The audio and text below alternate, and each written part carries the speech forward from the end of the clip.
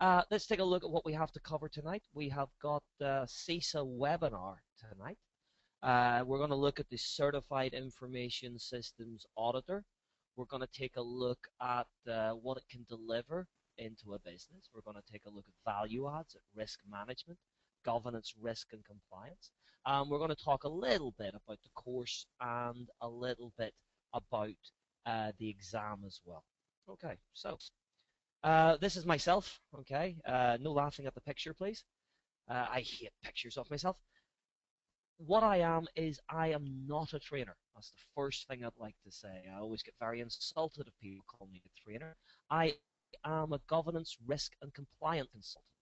I do three things, really: COBIT, ITAF, and TOGAF. I work with mainly multinational organizations. We do large-scale projects of change. And we look at mainly COBIT and ITAF as a governance and assurance framework to enable control, value for money, and to deliver managed risk propositions. So it's all about managing risks. It's all about delivery. It's all about making real, tangible business benefits. Okay, what I try to do is I do a little bit of training and a little bit of consultancy. I always think that if you train in something, you should be able to offer consultancy in the same thing, and that's why I work with Espion. We partner on this one, and Espion very much is of the same ilk as myself.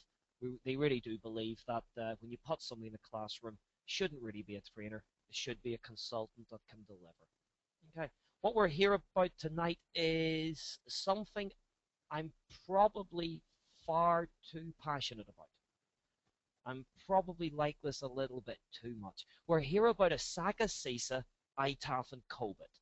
Probably quite meaningless to you at the moment, but what I'd like to do is to take 30 minutes of your time and try to change your mind. I'd like to try to change your mind. I'd like to try to make these acronyms, this alphabet soup, mean something to you. And really, this is what the course is about. Okay, we'll talk more about the course much later on, but we don't like talking about the course because what we want to talk about is what the course delivers. And what we're really on about is ITAF and COBIT. And I want you to understand at the end of this little session, really understand what ITAF and COBIT is all about. So, starting at the start is usually a good place. So let's cover a little bit of background. Who are ISACA? ISACA, well, 1969. I love working with people and reading CVs, especially with security staff, and I love those individuals that go, oh yeah, I've been working in information security for 40 years. And I sort of always scratch my head and go, really? Because I know I was working in IT 30 years ago. But there is no way did we have information security. What we did have was auditing. ISACA was a group of auditors. Auditors are people who go around and look at controls, they look at process, they look at business efficiency, they look at quality. And these people that were doing audits, right back in 1969, they started to get asked to audit these new machines, these new manufacturing processes, information technology. And if you think of yourself as an auditor back in 1969, you might have been comfortable auditing a quality process, or auditing a financial process, or even auditing a manufacturing process. What you would not have been competent at, what you would have no skills or visibility, is this new thing called IT. So ISACA was formed not out of because somebody thought it should be formed. It wasn't formed for somebody to make a profit. ISACA was formed because like-minded individuals needed help in doing their job. That's how ISACA started. Like-minded individuals that needed help to do their job. And today, with over 110,000 active members, ISACA is still exactly the same. It's a number of professional consultants gathered together to help each other deliver, to help each other do their job. This is not like all the other certifications out there. This is not ISC squared. It's not the EC Council. It's nothing like SANS. All of these organizations are in it for profit. They all take profit. ISACA? ISACA is owned by you. It's run by you. It's for you. It's also a bit dangerous being a member of ISACA. We'll talk more about that later on. What we really want to look at is one thing ISACA did. It's the first thing ISACA ever did. CISA. ISACA was originally a group of auditors who had to audit this newfangled stuff called information technology. So they tried to create standards. They tried to create frameworks. They tried to create help guides to help each other deliver their job, deliver their requirements. CISA today has been transformed from that humble beginning into the #1 recognized global standard in IS audit for control assurance and security professionals. It really is. It's about internal audit, it's about external audit, it's about providing assurance. I genuinely do believe, and I've been involved in many audits from PCI DSS through to ISO, through to quality audits. We've been involved in FOI and data protection audits. The CISA is not an audit. It's not an ISO. It's not a PCI DSS. It's not an FOI. What CISA is how to audit. What audit is about. What is an auditor supposed to deliver? The single most important thing that I believe people need to understand is the difference between substantive and non-substantive audits. Now, if you don't know what a substantive audit is, the chances are the only audit process you've ever been involved with is a non-substantive audit. A non-substantive audit is a box-ticking exercise. You hire one of the big four, they come in, they engage, they go around ticking boxes asking, do you do this? Do you do that? This is what we call a non-substantive audit. ISACA and CISA require us to do a substantive audit. A substantive audit is to understand the customer's needs and to make sure that the audit result affects the customer's need. At the end of this sort of training course and program that we deliver with Espion, not only will you be prepared for the exam, but we're trying to prepare you to do an internal audit or to be externally audited. I mean, if you want to pass your audit process, if you're working the finance and you've got the FSA breathing down your neck with SOX and GLBA, if you work in the public sector and you've got freedom of information and data protection breathing down your neck, you know that one of your main goals is information security, is IS, is to make sure you pass that audit every single year. And what a better way to start than understanding how the auditor thinks, to go through the same training and the same knowledge as your external accreditor would be expected, to have the skills to challenge them. These are some things that I think that CISA and ISACA deliver. I really do think it's not your average security org. What these guys have done is they've got together and they've developed some models and frameworks. Remember we said they were trying to help you do your job? Well, to do that, they've written highly practical, real-life tools, models and frameworks. Don't be scared of models and frameworks. Models and frameworks are there to help you do your job. And the big ones that we have are ITAF and COBIT 5. COBIT 5 now incorporates both COBIT, risk, and VAL IT. In this particular one, ITAF is by far the most important to us. ITAF is their IT assurance framework. Assurance, audit, audit, assurance, the words are interchangeable. There's another little accreditation that they do, CISM, CISM. If you do CISM, then I have to do loads of editing of these slides, because I have to take COBIT from number 2, make it number 1, and I have to take ITAF from number 1 and make it number 2. You see, CISM is Certified Information Security Manager, which we're also running with Espion coming up this side of Christmas. So you get two sides to this. You get the audit side and you get the management side. CISM, COBIT, tells you how to manage. CISA, ITAF, tells you how to audit. And if you're able to do both, you're able to manage IT and IT investment in such a way that you can guarantee that you achieve your assurance objectives, that you achieve your audit. So let's go into a little bit more detail, not too much, but a quick, rapid overview. ITAF is good practice. It provides guidance on design, conduct, and reporting of IT audit and assurance. It defines terms and concepts. It establishes standards. It sets best practice. You want to do best practice in audit, whether it's internal or external, there's no doubt ITAF is your standard. COBIT is like the other side of the coin. COBIT is not about audit, it's about management. Of course, what does an auditor audit?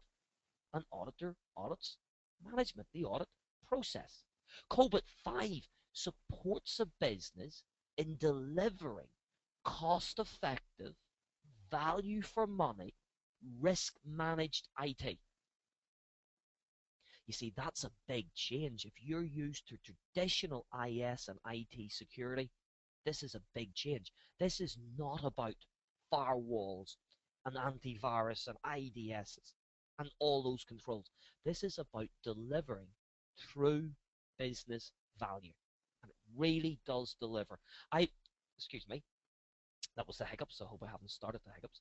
Okay, I've been delivering these COBIT frameworks into multinational companies for the last 4 years. I've had the privilege to work with some of the biggest names in the business. We've been in Intel, we've been across the UN, I've worked with Lloyds of London, Santander, Credit Suisse, Zurich. Okay, COBIT is a phenomenal framework that you really can deliver with. Okay, really do like it. You see, here's the nub of it. Here's the one thing that I want you to leave with. IT security is different from information security. You see, IT security provides technical competency. It provides day-to-day operational management, provision of availability, implementation of confidentiality, and integrity controls. But there's also lots and lots that IT security does not provide. IT security does not provide assurance, governance, risk, and compliance. What is it that's really important to your managers? What is it that's really important to your business? Is firewall, antivirus, IDSs, SIEMs, are those things really important to your business? Or would senior managers rather talk about governance, risk, compliance, and assurance? You see, we've a habit in IT security of getting obsessed because you pay IT security to be technical. Therefore, they're technical. But that means that they're not very business focused. IS is business focused. And this is what we're supposed to audit, and this is how we're supposed to look at, are we managing IT correctly? And that's really what an audit's trying to say. And of course, managing risk, managing securities is about as much value for money as it is about controls and restrictions. You see, what I'm trying to say is information security is a business function where IT security is a technical function. And you can see that there's a big gap. Don't think that I'm belittling IT security. IT security is absolutely essential. And I work hard with Espion in Dublin to deliver a world-class certified ethical hacking program, certified ethical hacking EC Council. And that's really a technical function. But I think just as valuable, if not more valuable, is the concept of information security being a business function. And this, and I'm not going to bore you with this, but this is really what it's about. And you can see value management, risk management, process management. I mean, it's all the stuff that's going to get your senior managers really excited. No firewalls, no viruses, no hacking anywhere in sight. This is really information security. Business focused, value driven. ITAF and COBIT do deliver results. COBIT is the management framework. ITAF is audit and assurance. Which one should you do? Neither.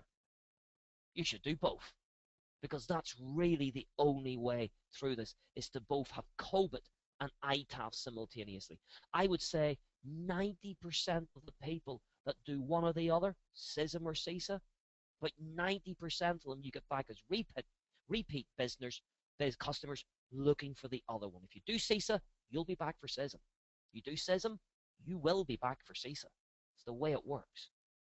You see, let me very quickly give you an insight into what we do during the course. What is this COBIT thing? How does it deliver? What does it propose? Well, really, it proposes a lot of questions at the start. What is governance? Where does it come from? Who owns it? Risk, the same questions. And the same questions go for compliance. Because you see, firewalls and antivirus and IDS, they don't drive your business. They don't excite your senior management team. What your senior management team gets paid to do is governance, risk, and compliance. And if you want to satisfy the requirements of your senior management, if you want to make them confident and happy with the service provided by IT, you have to get to grips with GRC. You see, the way that a management is supposed to do is they're supposed to look at all forms of GRC, financial GRC, quality GRC, staffing issues, and of course one of those is IS. Information security is but one form of many different forms of GRC. It is no more important, it is no less important. All we do is we look at governance, risk and compliance issues with data, data systems, and data infrastructure, DS&I. So we're just simply one part of a cog. And can you see what we're trying to do? We're trying to integrate security into business as normal. We call this strategic alignment. We're trying to strategically align IT. Instead of being different, instead of talking a different language, we're trying to make it like a glove. And that's the way that IT must mature, must grow. You see, senior managers want to run the business by understanding requirements, goals, and risks. And senior managers are supposed to provide strategy, direction, sponsorship, budget, oversight, and control. But that is all your senior managers provide. They're not supposed to understand technology. Senior managers own all governance, risk, and compliance, which means senior managers own information security, governance, risk, and compliance. And what we need is a model for this ownership. How does your senior management team, how do they actually prove this ownership? And this is what ITAF and COBIT deliver. They deliver what your business wants and what your senior managers need. They provide a way of managing risk, they provide you structure and practical tools, and they deliver senior management true value for money. Obviously, it's incredibly hard in 30 minutes to talk about a concept that has taken 110,000 people 40 years to come up with. Now just think about that for a second. There's 110,000 people in ISACA, and COBIT is not developed by some academic. It's not developed by guys that are paid to sit in an office and write standards. This is developed by me and you. I did mention that ISACA was a very dangerous organization to get involved with. And if you ask them a question, be very careful what you ask. Because if you ask the wrong question, you'll end up writing the next set of standards that ISACA will be publishing. And it really is that interactive, involving society. We are doing an ISACA event in Dublin, a free ISACA event in Dublin quite shortly. Okay, this is for members to deliver these events, and it's fantastic. We're getting one of Europe's leading speakers in on threat modeling, and there's a free 4-hour threat modeling workshop for members.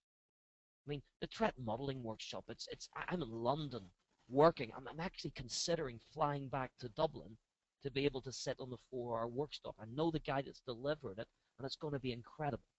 And these are the sort of things that ISACA deliver to its members. Why are we doing that in ISACA? Because you asked for it. Members asked for it. And if you want to be a true member of ISACA, you do have to prove something. You have to prove that you're a competent professional. And we do take this extremely seriously. You see, it's not an exam.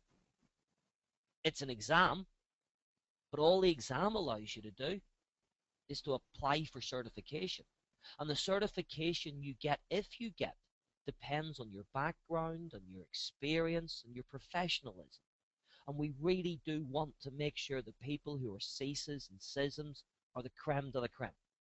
We want people not just with academic accreditations, not just with letters behind their name. We really want people with experience, with war wounds, with the ability to deliver in business real results.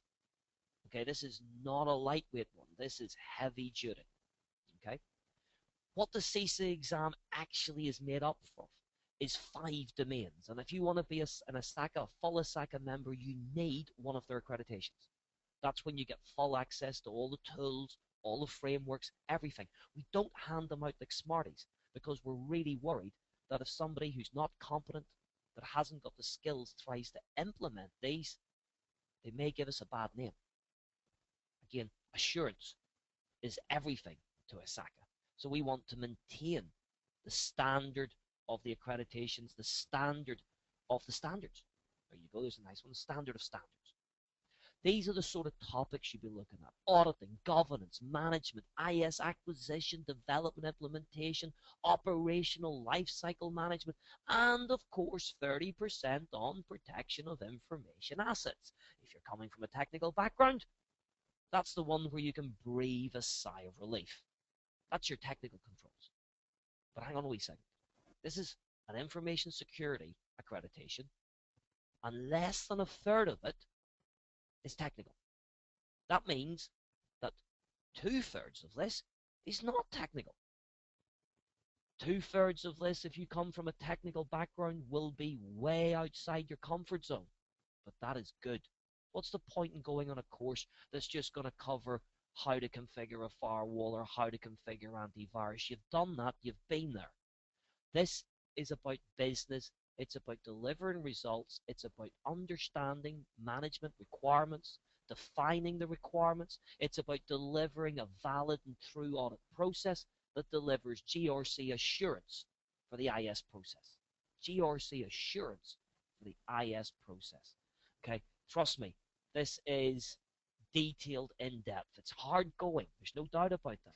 It's hard going for the 4-day course, but at the end of it, I genuinely do believe that we deliver something rather unique, something you may not be used to leaving a course with. That's a sort of diagrammatic breakdown of the different domains. The exam itself is extremely difficult. It's got moving goalposts. The passing score is based on a standard deviation from mean formula. Okay, I am not going to attempt to explain that tonight. That'll take me 20 minutes of board and several diagrams and a couple formula to tell you how to score it. Did I mention they're auditors? Auditors are strange people. Okay, we've come up with some very fair but a convoluted way of scoring it. 200 questions, 4 hours. It's not. The pass mark looks as if it's very low. Pass mark, 85%. If you want to pass this, you're looking at 85%. At the moment, in the last 2 years, touch wood, waiting for a few results to come in, I've put within the last 2 years at least 150 individuals through this accreditation. All of them have passed. I'm at 150 out of 150 at the moment. Okay, so if you are going to come, I am going to expect hard work. If you need more information, this is an open, not-for-profit organization. Give it a Google. Try Google for CISA Certification Job Practice, or just go to the ISACA.org website. Lots and lots of information, lots and lots of really good, high-quality stuff on the ISACA website. Okay, passing the CISA exam requires your audit principles, it requires your ITAF and COBIT standards, it requires your information security control, and it also requires your network control detail, software development lifecycle, hacking and tax, networking, and infrastructure. Because this is a real challenge, and I'm not going to lie to you, this is bleeping hard. This is hard work. You pass this, you will have earned it. To make sure that you've the best possible chance, we don't just deliver you a 4-day classroom event. We try to do a program. So what we get is we get pre-course study with webinars before you come to the classroom. We get 4 intensive days with me in a classroom. Aren't you lucky? And then at the very end of it, we don't give up. We do final exam prep webinars to lead you up to the exam, to support you right through to the exam date. And the exam date for this one is December. They only run the exam in Dublin on this one twice a year, possibly 3 times, but twice a year. This is December and it's June. And the December exam deadline is coming up. You cannot book this a week before it. If you book this a week before it, you're not taking it seriously. If you're not taking it seriously, we don't want you. It's as simple as that. ISACA is a deadly serious organization. We're not here to hand out pieces of paper and make money out of it. We're here because it is globally recognized best practice and it's peer support. It's other auditors, other managers helping you do your job, and we'll expect you to be helping them. So it's very much an intensive program. We start off before the classroom and we go right through. If you're even thinking about this, get onto the ISACA website, book yourself an exam seat. Okay, this is going to be a busy, busy exam. This is one of the hottest accreditations in the world at the moment. Okay, I'm in tomorrow morning for a breakfast meeting with PwC, and we're in to talk about ISACA and in to talk about CISA. This is a hot potato, and we're expecting a huge volume of people to be hitting this one in Dublin. We've a limited number of seats. This is not Microsoft. You must book it in advance. You do need your 5 years experience, okay, which is, it says audit experience, but that really means 5 years in business, 5 years in IT. It means school kids can't get it coming out of uni. Okay, so this course is every way we can think of helping make sure both that you can bring this back into the job, but also pass the exam. And you need the exam to get access to the resources to do your job. That's really how it works. It's sort of like membership to a club that gives you the tools that you need. Okay, so just want to do a summary. Hopefully we haven't done too much of a sales pitch with you. I hate these webinars when they turn into a 30-minute sales pitch. Genuinely, I love delivering this one. It's a great deal of hard work, sweat, and tears, but I think after it, if you do join us, you will be able to deliver some true change and value for money back into the business.